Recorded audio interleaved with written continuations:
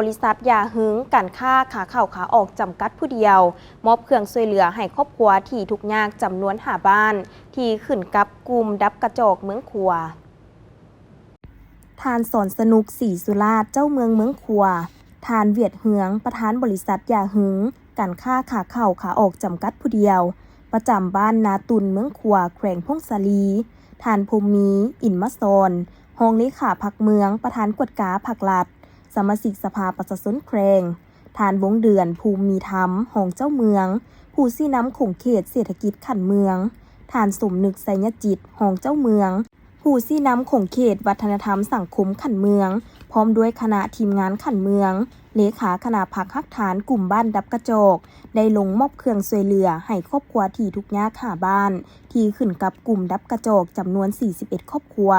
เครื่องที่นำมามอบในครั้งนี้ประกอบมีเครื่องนุ่งอาหารแห้งรวมมูลค่า27ล้านกว่ากีบทานอุดรวิรจิตได้กล่าวว่าเครื่องดังกล่าวแม้นได้รับการช่วยเหลือจากทานประธานบริษัทยาหึงการค้าขาเข้าขาออกจำกัดผู้เดียวเพื่อบรรเทาทุกข์ของประชาชนที่อยู่เขตห่างไกลศอกลีกเว้ารวมเว้าเฉพาะแม้นครอบครัวผู้ทุกข์ยากขาดเคินโอกาสดังกล่าวทานสอนสนุกศรีสุราษฎร์ได้กล่าวว่าด้วยความเป็นห่วงเป็นใยของภาครัฐขันถึงก็คือบริษัทยาหึงที่มีต่อพ่อแม่ประชาชนครอบครัวผู้ทุกข์ยากจึงได้นำเอาเครื่องอุปโภคและบริโภคมามอบให้ถึงว่าจะมีมูลค่าบ่หลายก็ตามและได้แนะนำให้องค์การปกครองบ้านพ่อแม่ประชาชนนำใช้เครื่องดังกล่าวให้เกิดประโยชน์สูงสุดในโอกาสหน้าถ้าหากได้รับการช่วยเหลือจากขันเทิงหรือภาคส่วนอื่นก็จะนำมามอบให้บรรดาครอบครัวตื่มอีก